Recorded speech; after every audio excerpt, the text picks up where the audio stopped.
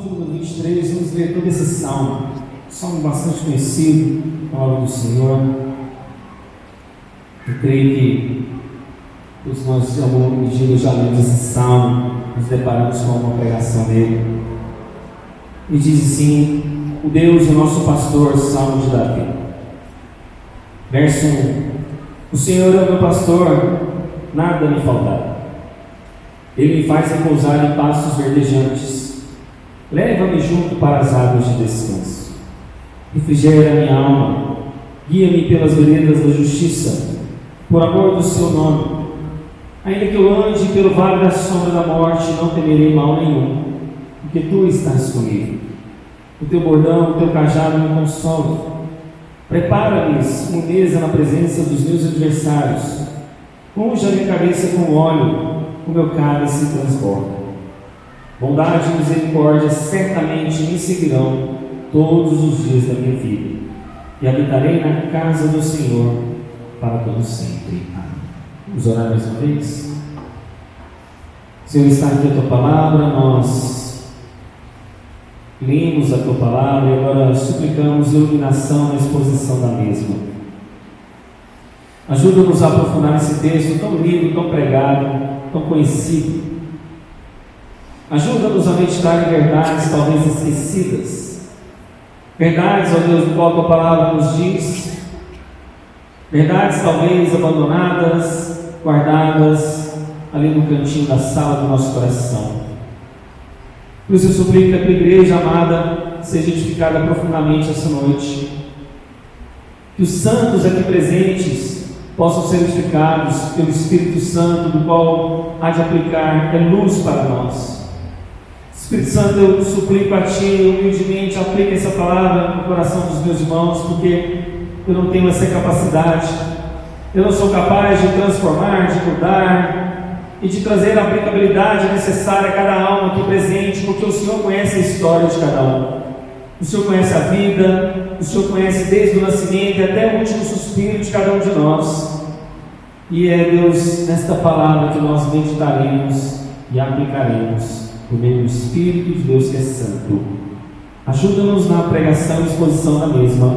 Oramos em nome de Cristo Jesus. Amém. Irmãos, Salmo 23, talvez o salmo mais conhecido da palavra de Deus, quiçá, talvez o capítulo mais conhecido da Bíblia. Talvez o livro mais lido, mais exposto, mais recomendado a ser, de fato, pregado. E a dificuldade que a gente vê ao pregar um texto tão conhecido é o que a gente vai extrair mais desse texto, que você já foi tão falado. O que a gente vai poder, na verdade, falar e extrair, porque tantas pregações já foram feitas em cima desse texto. Portanto, de alguma maneira você vai notar que você vai se deparar com essa pregação em algum momento aí do YouTube da vida. Porque esse pequeno compilado de histórias que iluminou grandes homens de Deus sobre esse texto, eu tentarei fazer um resumo breve, ou talvez não tão breve. Portanto, você pode topar com algum trecho dessa pregação na voz de algum grande homem de Deus por aí pela internet. Irmãos, é importante ressaltar que esse salmo de Davi, a ênfase dele não é em Davi. O pastor por detrás aqui é Deus Todo-Poderoso, Criador dos céus e da terra. Portanto, Davi é uma espécie de pano de fundo. O personagem principal é o próprio Deus. E ainda que falamos da ovelha e do pasto, da geografia do lugar, o foco aqui não é a ovelha, não é o pasto, não é a geografia do lugar. O foco aqui é o pastor. E por isso, então, eu dei o título dessa mensagem: uma jornada com o verdadeiro pastor. Você tem vivido uma jornada com este verdadeiro pastor? A jornada da sua vida, no qual nós vamos ler aqui, traduz quem você é, traduz a sua jornada de existência. Portanto, nessa jornada com o verdadeiro pastor, a ideia desse salmo é uma história. Eu não sei se você já olhou esse salmo como uma história. Aqui, como Davi, contando uma história de peregrinação no deserto, de como o pastor cuida da ovelha. Como a gente sempre pensa na jornada da ovelha, mas como o pastor consegue estar nessa jornada de vida, juntamente com essa ovelha. Portanto, nessa viagem, nessa rota, como é que tem sido a sua vida e a sua existência entre o relacionamento do seu pastor e você. E nessa jornada que a gente vai acompanhar é um pastor guiando.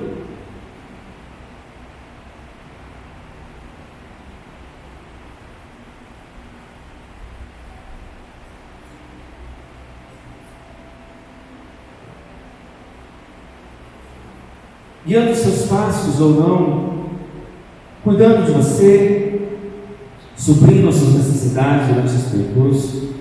Mas será que você percebe isso? Talvez você está tão endurecido pela sua jornada, do seu dia a dia. Talvez você está tão endurecido pela sua rotina que você não consegue perceber o cuidado de Deus para você, entende? Talvez você mergulhar nos seus estudos, no seu trabalho, na sua segunda-feira, que começa amanhã. Você tem dificuldade de perceber o cuidado de Deus por você.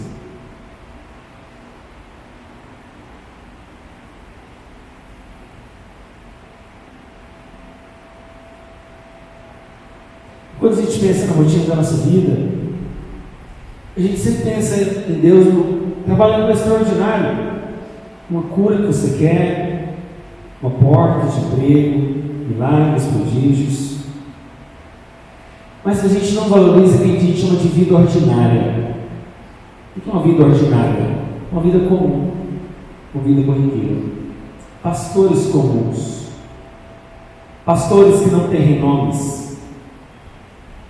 E nessa jornada eu quero que você compreenda o Salmo 23 em 4 cenários. No primeiro cenário a gente vê tempos de bonança. Todos nós gostamos de tempos de bonança, né? A relação de como Deus cuida de você em tempos bons, onde está tudo de vento e polpa, onde o barco está no céu de brigadeiro, não há ondas que te perturbam, tudo vai bem. Mas há também a relação do pastor com a ovelha em tempos de vale, tempos de dificuldade. Há também a relação do pastor com a ovelha em tempos de vitória, do qual Deus nos abençoa, do qual Deus nos unge com óleo. E há por fim, então, a relação do pastor para todo sempre. Uma vida do qual o pastor vai viver eternamente na sua vida. E o primeiro cenário vai do verso 1 ao 3, quando ele diz que o Senhor é o pastor. E nesse primeiro cenário, o pastor cuidando da ovelha, nesse tempo ordinário de paz e bonança, ele é chamado de Senhor. Esse salmo começa com essa palavra como uma chave hermenêutica para você entender todo o salmo, porque senhorio quer dizer governo.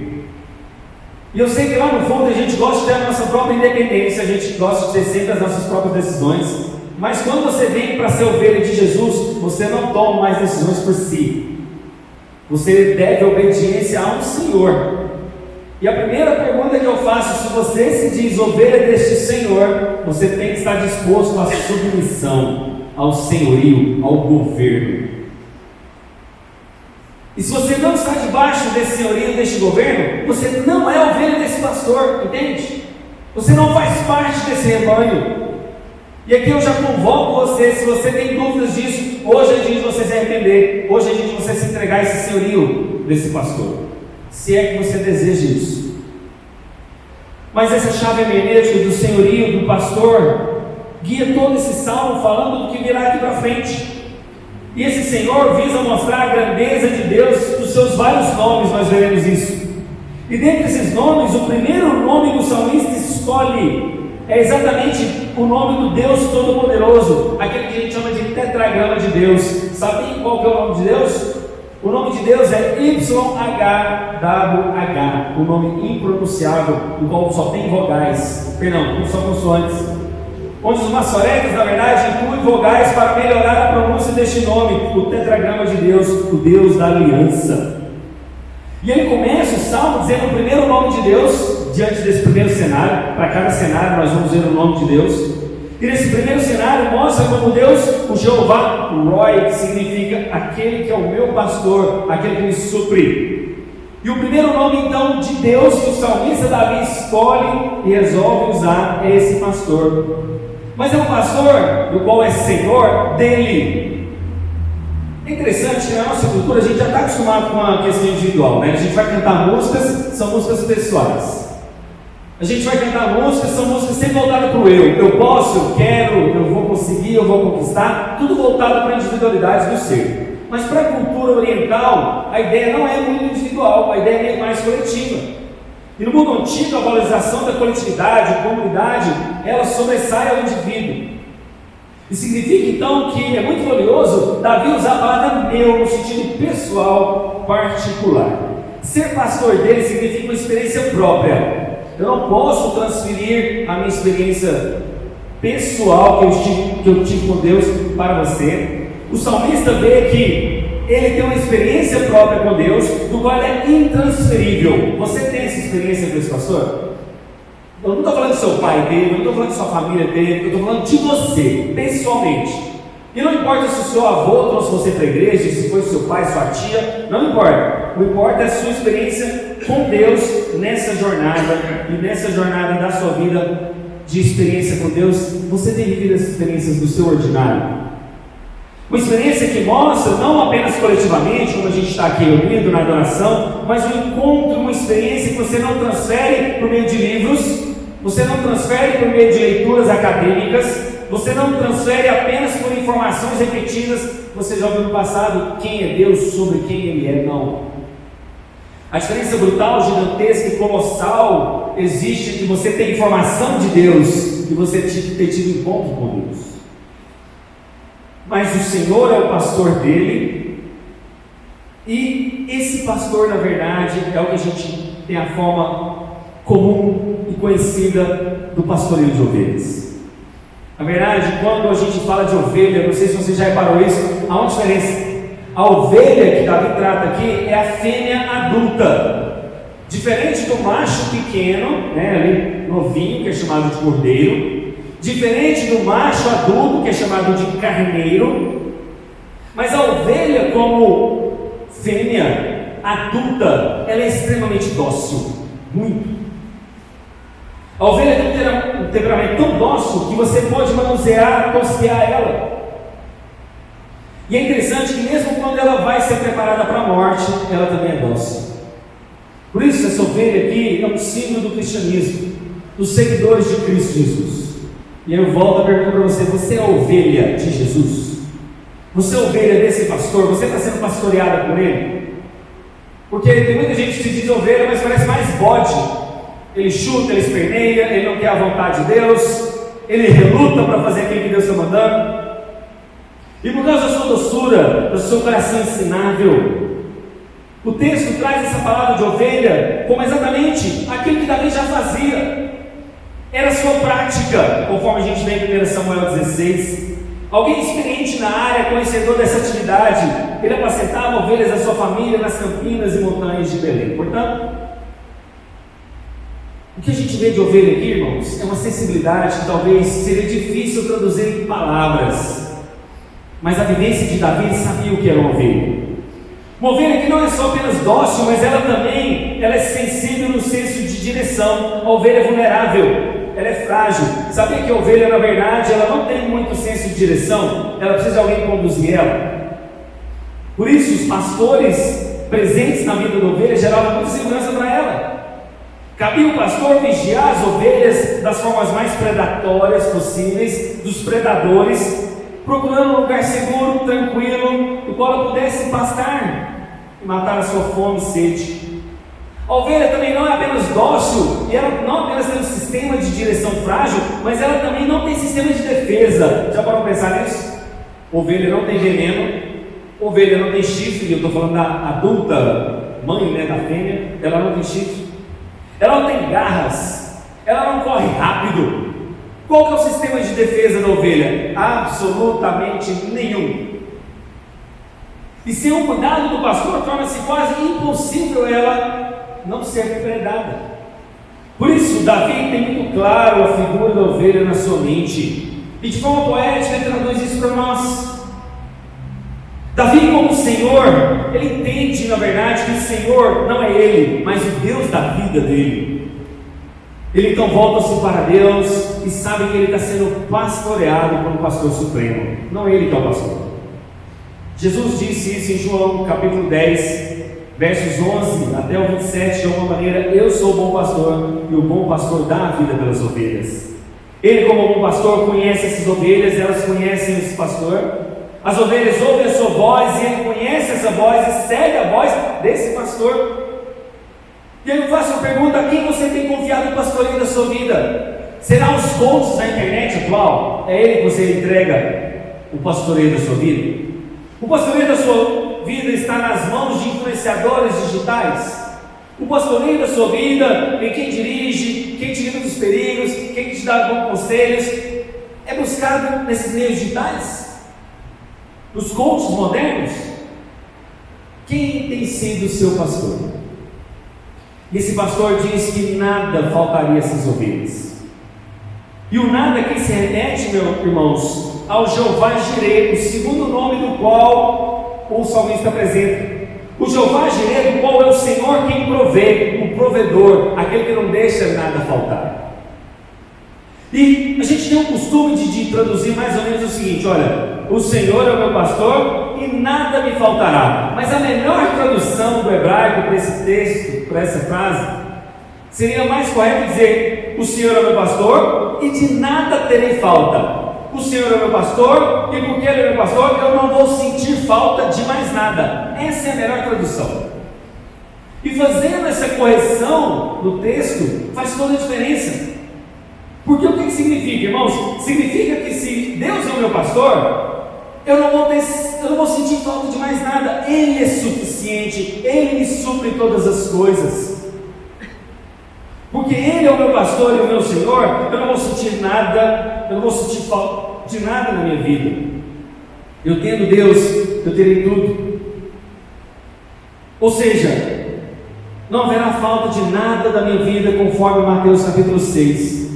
Eu não vou sentir falta de luxos dessa vida, eu não vou sentir necessidade daquilo que o mundo fala que eu devo ter. Eu serei plenamente e necessariamente suprido em cada área da minha vida. Eu terei paz, segurança, deleite, a companhia dele me satisfaz. Por isso, esse texto não é uma chave bíblica para que Deus sirva como uma espécie de garçom para você. Olha, Deus, o Senhor é o pastor, nada me faltará, portanto venha me servir, porque está me faltando comida, está me faltando isso ou aquilo na minha vida. Não, exatamente porque o Senhor é seu pastor e você não sente falta de mais nada, você é completamente suprido. Deus não é o seu garçom. É como se usasse, na verdade, as pessoas usassem Deus como um trampolim. Ah, Deus é o meu pastor, nada me faltará, então eu vou poder alcançar qualquer coisa. Não, Deus não é um trampolim para os seus desejos do seu coração. Deus não é um trampolim para você alcançar tudo que você pensa ou queira. Não, na verdade, irmãos, Deus, se Ele é o seu pastor, você não vai sentir falta de nada. É isso que o Salmo está dizendo. E porque você não sente falta de nada, Ele te faz repousar em pastos verdejantes. E a forma de pastoreio dos dias atuais é muito semelhante daquela época do Oriente Médio, principalmente ao clima. A região é desértica, pastagens são escassas, água falta.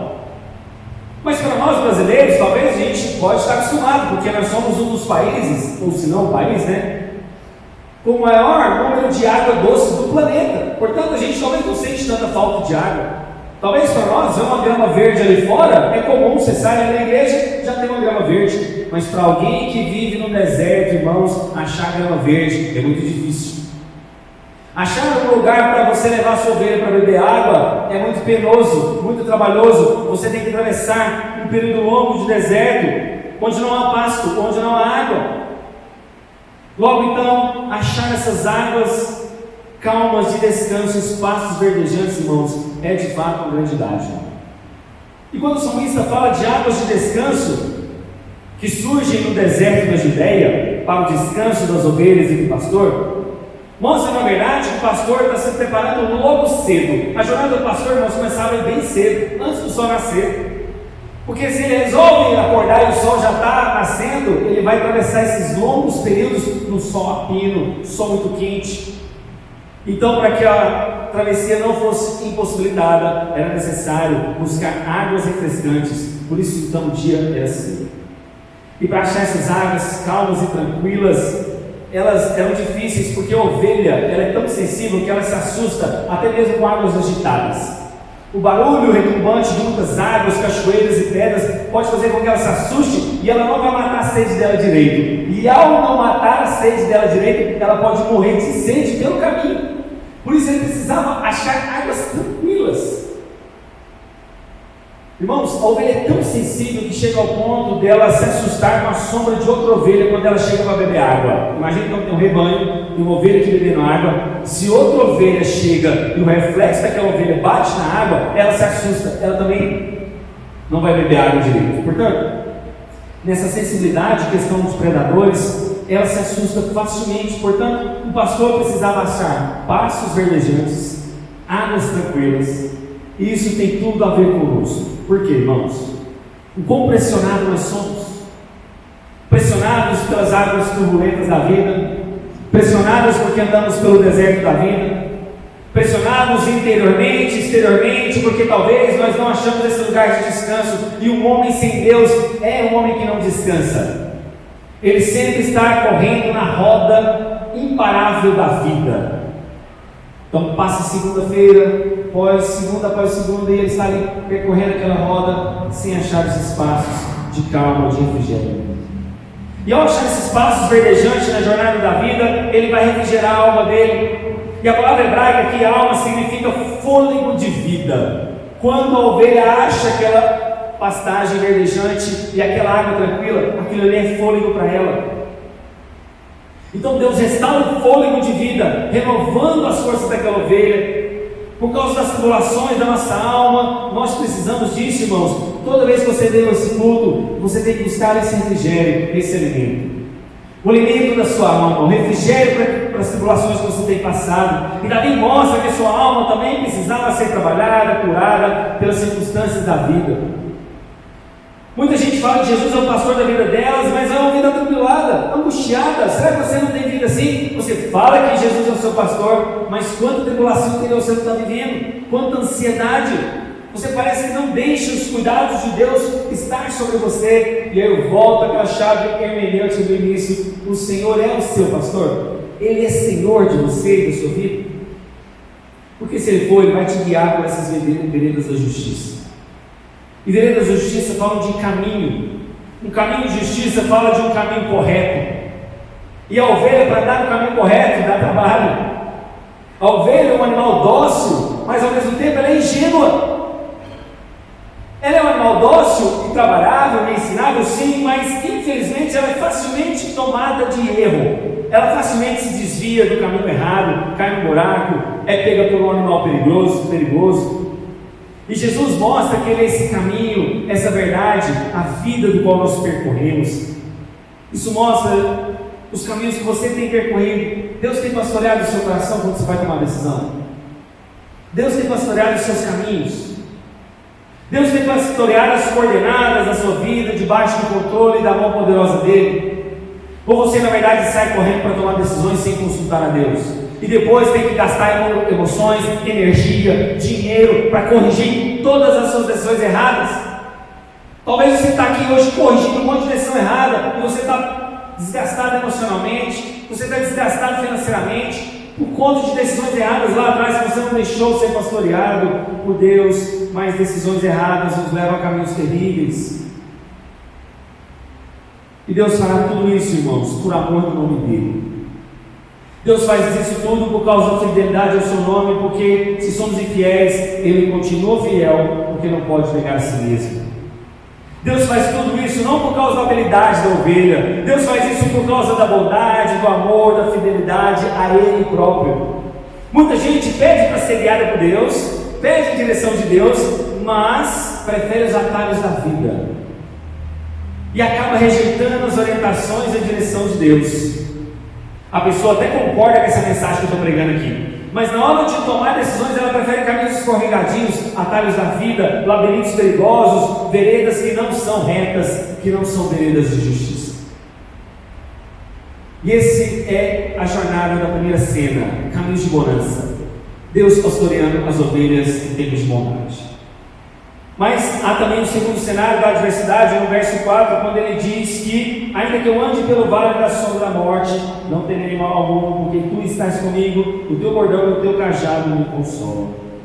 Nesse segundo cenário, vemos uma segunda verdade, do qual o pastor, que você diz que crê, que te guia por essa jornada da vida ordinária, haverá tempos de adversidade, vale. E nessa jornada que Deus está te conduzindo, é hora de saber, irmãos, que a ovelha precisa voltar. Se o pastor achou pastos verdejantes, águas tranquilas, agora o sol vai se pôr e ele precisa voltar para o curral de origem do qual ele partiu. E a ideia de conduzir o rebanho, meu irmão, não pode ser diante de um sol escaldante, mas também tem os perigos da noite, por isso ele procura o meio termo. Porque no deserto, ao mesmo tempo que é muito quente, a noite fria pode solapar o rebanho. Então ele diz: ainda que eu ande pelo vale da sombra da morte. Irmãos, aqui é mostrado um outro nome de Deus. Nós vimos o Deus que é o nosso pastor, o Jeová Roi. Nós vimos o Deus que é o nosso supridor, aquele Jeová que nos supre de toda necessidade. Mas ele também Jeová Chamar, o Deus conosco. O próprio Jesus diz que ele é o Deus Emanuel, o Deus presente, o Deus que não nos abandonaria, o Deus que estaria sempre conosco. E provavelmente Davi está descrevendo um vale real. Quando ele fala de andar pelos vales, é provável que Davi está descrevendo um vale que ele conhecia, um vale verdadeiro, não só uma paráfrase, uma metáfora, não. E descrevendo uma geografia provavelmente real do Oriente Médio e desse ladeiro, era um caminho íngreme, cheio de rochas, perigos. E perigos não só que a ovelha podia quebrar a pata, perigo não só que a ovelha podia cair e rolar, mas na verdade perigos de algum bicho, algum animal podia estar à espreita atrás de uma rocha, numa curva que ele não enxergaria. E essas variações topográficas da ovelha, sobe morro, desce morro, vão além desses perigos. E há também uma tradução que a Almeida usa em algumas versões, na Fiel Corrigida, na Revista Corrigida e a NVI e NVT, que não é das melhores. Ela diz o seguinte: ainda que eu ande pelo vale da morte, ou ainda que eu andasse pelo vale da sombra da morte. Essa é uma possibilidade, né? Ainda que eu andasse. Essa não é a melhor tradução. A melhor tradução é exatamente a que está escrita aqui: ainda que eu ande. Não é uma possibilidade, meus irmãos, você andar pelo vale da vida. Não é uma hipótese você passar pelo vale. O vale é algo real. O vale, na verdade, vai acontecer mais cedo ou mais tarde. Você vai andar no vale. E esse texto que, na verdade, mostra um espaço não por uma possibilidade, mas por uma certeza de andar no vale, é uma presença de que esse pastor te dará segurança, apesar da paisagem ser ruim. Apesar de uma viagem não ser tranquila, porque Deus não promete viagem tranquila, Ele diz que sempre estará conosco. Ele é o nosso pastor, Ele é aquele Jeová que estará, o Deus Emanuel que estará conosco. E se Ele não vai te prometer livrar desse vale, Ele vai te prometer passar em segurança pelo vale. Ele promete que passaria esse vale juntamente conosco. E andar por esse vale da sombra da morte significa caminhar, meus irmãos, de forma segura. Mas vamos estar sujeitos aos nossos inimigos, a carne, o diabo e o mundo. Sujeitos às pessoas más que nos odeiam de alguma maneira, porque o mundo lá fora nos odeia. Doenças do qual nós não esperamos, surpresas inesperadas, do qual o salmista bate no peito e enfrenta cada uma delas, dizendo: o Senhor está comigo, apesar dessas aflições. Por quê, irmãos? Porque o bordão e o cajado dele consolam a vida do salmista. Nessa jornada do verdadeiro pastor, ele conduz as ovelhas pelos penhascos. Certa vez eu estava numa experiência onde a gente estava andando num lugar que tinha muita neblina. E um lugar de neblina, muito úmido, um chuvisco fino. E eu andando pela pastagem, inclusive nesse lugar tinha também ovelhas, um lugar frio. De repente eu só ouço uma mulher caindo. Aliás, eu ouço o grito dela e vejo ela caindo, despencando assim, rolando, né? Não era tão íngreme, mas era relativamente íngreme o lugar. E ela rola, não sei se 6, 7 metros, ela veio rolando. E havia pedras pelo caminho. Quando ela cai lá embaixo, ela só grita: socorro, socorro. E aí eu saio, vou ajudar a socorrer aquela mulher. Aparece outro rapaz.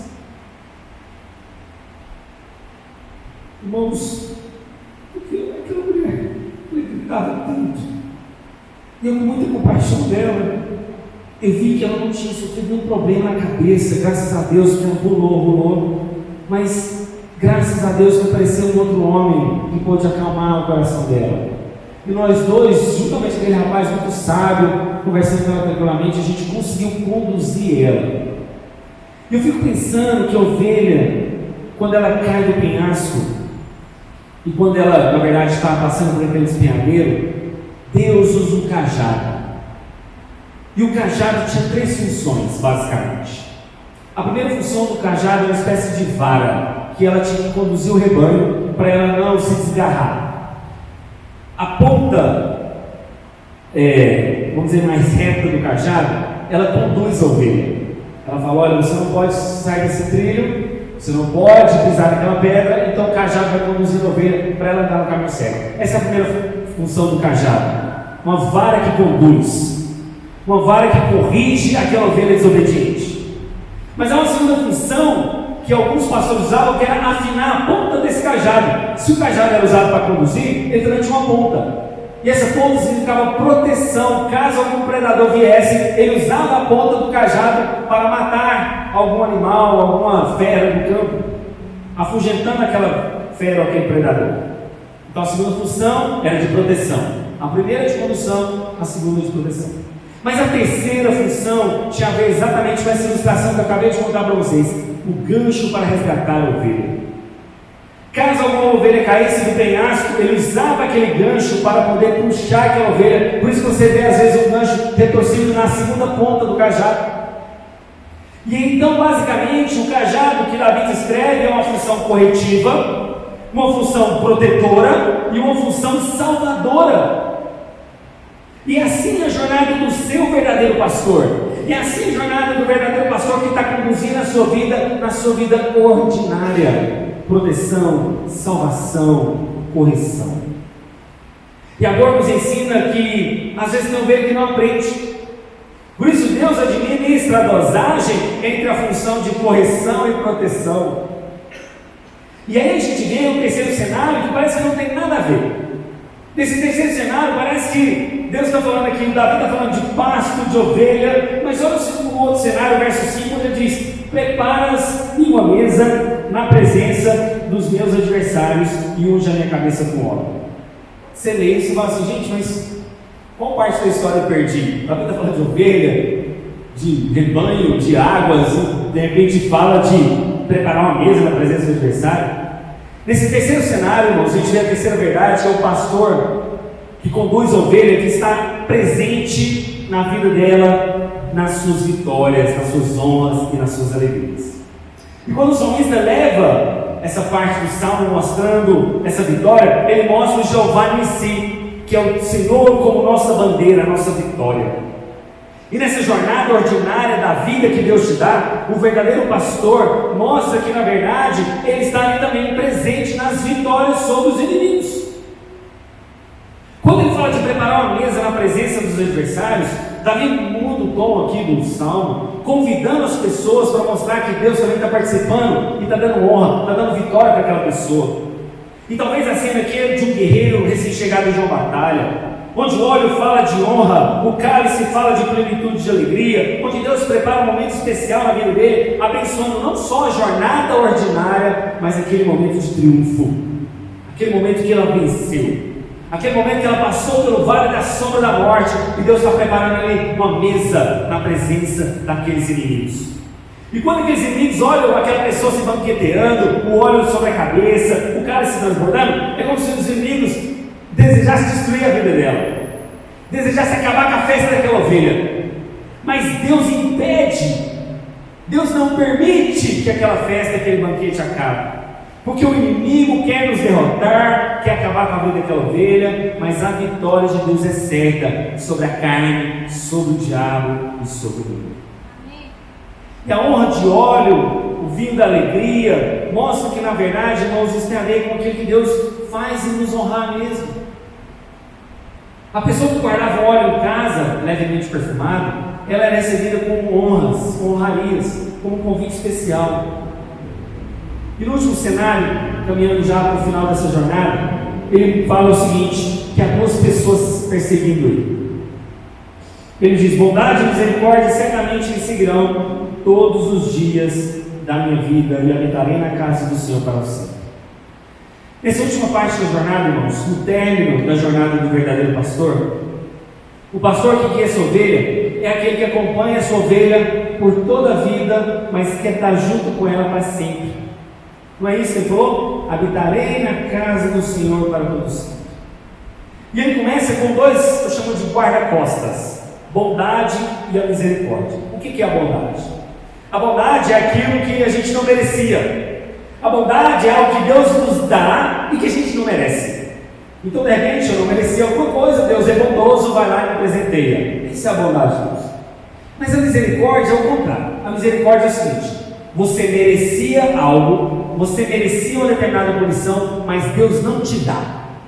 Você merecia um castigo, uma punição, mas Deus resolve não te dar. Isso é misericórdia.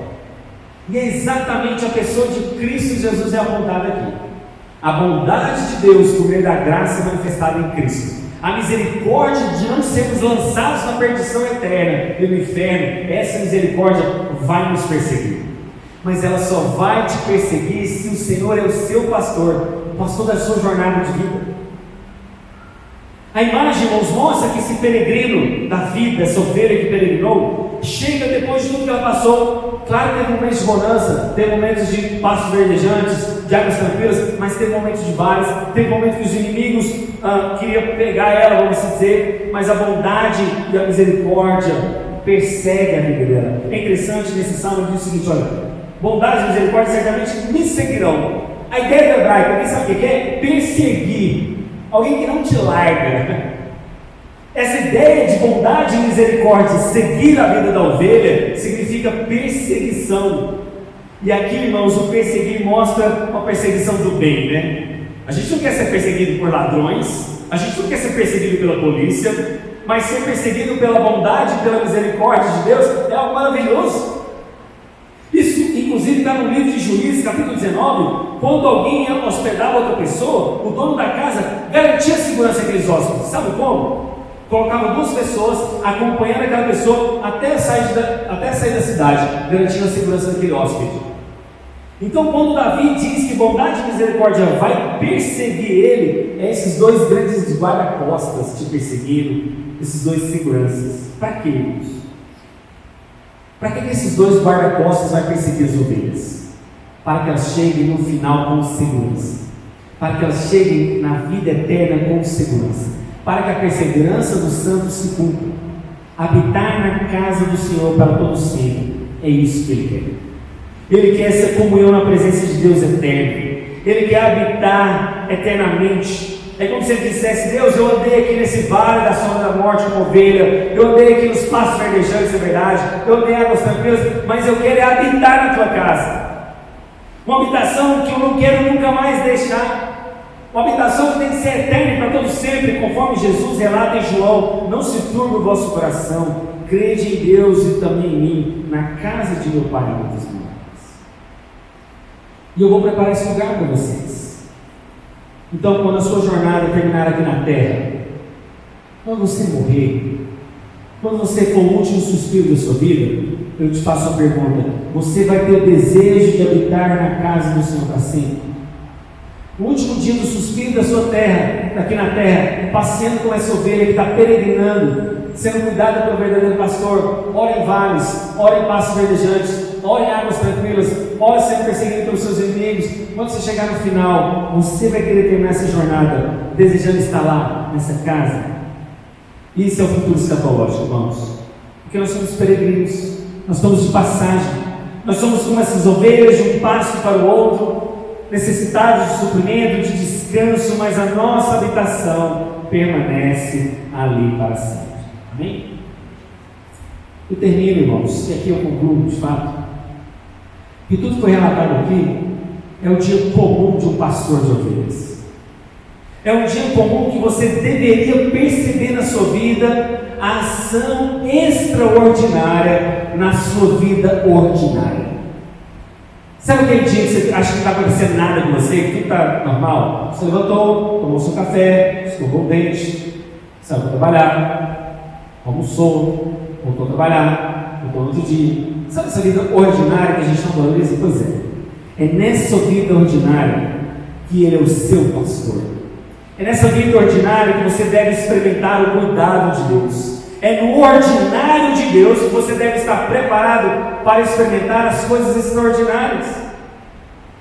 Mas a gente só quer ver o sobrenatural, de alguma maneira, mas a gente esquece de ver na vida ordinária de que Deus está cuidando de nós. E nesse salmo, talvez o mais conhecido de toda a Bíblia, eu não estou dizendo apenas do salmo, mas talvez, quiçá, como eu falei, do capítulo mais conhecido da Bíblia, eu volto a te fazer uma pergunta: você conhece esse pastor porque você já teve encontro com ele? Ou você conhece esse verdadeiro pastor de ouvir falar? Caso você tenha dúvida disso, e você não tenha certeza, hoje é o dia de você se entregar a esse pastor. Hoje é o dia. Eu encerro com isso. A história que eu sempre choro. A história real. A história crítica. A história que aconteceu na fronteira de Israel com o Egito, onde tinha um ônibus com turistas, eles pararam no local e o guia explicava a importância dos pastores cuidando daquelas ovelhas. Enquanto eles ficaram, os turistas ficavam olhando para fora do ônibus e eles viam aquelas ovelhas ajuntando no pasto, e um dos turistas viu que o pastor pegou uma ovelha, pegou no colo, quebrou propositalmente a pata dela. E aí, ao quebrar propositalmente a patinha dela, os turistas ficaram indignados, horrorizados, protestaram com o guia. O guia foi lá, se antecipou daquelas pessoas, foi conversar com o pastor. E ele perguntou ao pastor: pastor, o que está acontecendo? Enquanto o pastor enfaixava a patinha daquela ovelha, como se nada tivesse acontecido, os dois estavam conversando em árabe, gesticulavam muito. E quando o guia volta ao ônibus, ele explica aos turistas o que aconteceu. E o pastor disse ao guia que aquela ovelha era muito travessa, ela era muito difícil. Uma ovelha que não obedecia, uma ovelha que fugia, uma ovelha que não ficava junto com o rebanho. Ela chegou a ficar desaparecida por semanas, ela quase morreu. E os outros pastores aconselhavam a matar aquela ovelha. Os outros pastores aconselhavam ela a se livrar dele, que estava dando prejuízo para ele. Mas ele amava aquela ovelha. Aquele pastor amava aquele animalzinho teimoso. Então ele quebra a perninha daquela ovelha para a própria segurança dela, para que ela não fugisse mais. E o pastor disse: eu faço isso por amor a ela. Eu faço isso para a própria segurança dela. Isso é o nosso pastor, irmãos. O nosso pastor não trabalha com pensamento positivo. O nosso pastor não trabalha com otimismo mental. O nosso pastor nos protege verdadeiramente. E talvez isso seja necessário, talvez até quebrar a sua pata algum dia, para que você nunca se desgarre dele. Vamos orar.